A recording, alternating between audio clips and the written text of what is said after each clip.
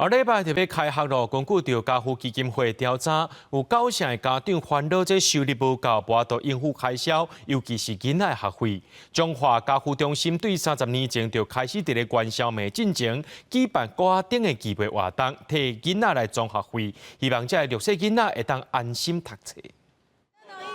买灯笼做爱心。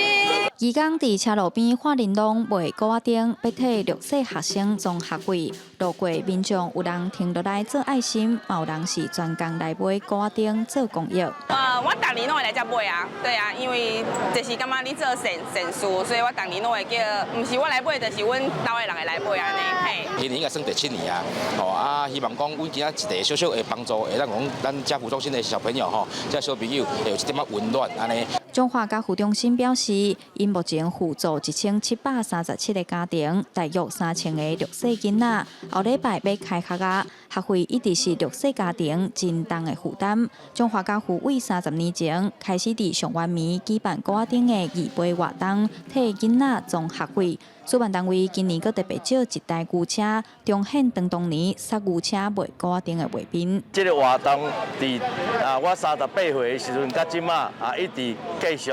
每一年拢伫这个所在来卖着这个高仔灯。咱每一年元宵卖这个高仔灯，收入差不多300多万。最后来冲这个助学金，这个真重要。希望会用冲破300几万、400几万，对咱这囡仔读册更有帮助。今年的义卖活动为新历正月20开始，伫中华县内计共有40个义卖据点，希望募到400万的助学金，目前募到50多万。主办单位表示，过一礼拜就是上元暝咯，希望民众同齐来买高仔灯做爱心，互6岁囡仔会当安心读册。记者杨淑晴中华报道。